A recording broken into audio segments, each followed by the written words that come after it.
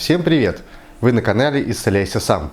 Сегодня мы вам покажем упражнение, по поводу которого до сих пор приходит очень много вопросов, хотя мы неоднократно его показывали, про него рассказывали и оговаривали. Это упражнение по растяжке икроножной мышцы упоминается в фильмах «Как убрать отеки и отложения солей», «Расслабление мышц тазового пояса», «Лечение пяточной шпоры», «Лечение варикоза нижних конечностей». Сегодня мы покажем вам это упражнение применительно к лечению пяточной шпоры. У моего папы такое случилось 20 лет назад, когда он целую неделю ходил по камням Байкала. После этого он уже не смог ступить ногой на ровную поверхность, просто пятки не давали. Так вот, когда пятка не дает ступить, очень хорошо помогает вот такие вот стельки нашего сегодняшнего спонсора, швейцарский бренд BeWell Swiss. Товары BeWell – гарант безупречного контроля здоровья всей семьи. Это защита и способ проявления заботы и участия. Эти стельки с ортопедическим основанием разгружают область пятки. Нагрузка воспринимается средней частью стопы. Ходить становится легко и приятно.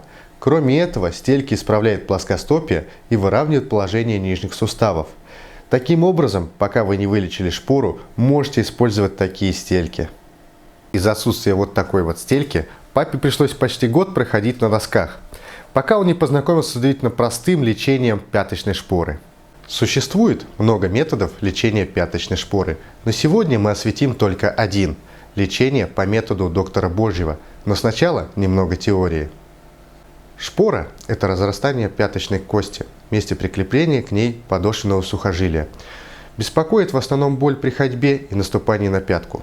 Ортопеды считают причиной боли пяточной шпоры именно это самое разрастание. Соответственно, раз во всем виновато это разрастание, надо его попросту удалить. Так наши врачи и делают. Костный выступ на пяточной кости образуется в месте прикрепления подошвенного сухожилия. Оно находится вот здесь. И самое интересное, что боль вызывается не этим шипом, а именно натянутым сухожилием. Подошвенное сухожилие прикрепляется к пяточной кости снизу.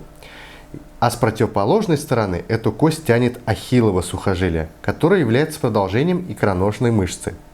При перегрузке вот этой мышцы пяточная кость тянется вверх, натягивает подошвенное сухожилие, которое и дает боль в пятке. Что же делать в таком случае? Надо расслабить икроножную мышцу. Сегодня я научу вас, как это сделать. Чтобы вылечить пяточную шпору в домашних условиях, подойдите к стене, поставьте стопу на стену как можно выше, удерживая пятку на полу. И подтяните тело ближе к стене, до боли в икроножной мышце. Когда вы натянули мышцу, следите за своими ощущениями. Не стоит на первых порах увеличивать наклон в процессе упражнения. Сначала боль будет острой и противной. К истечению второй минуты боль, если останется, то она будет ощущаться как натяжение мышцы, в ней не будет первоначальной остроты. Это именно то состояние, к которому вам надо стремиться. В таком положении статически растягиваем мышцу не менее 2 минут. Лучше эту растяжку делать вечером, после всех нагрузок.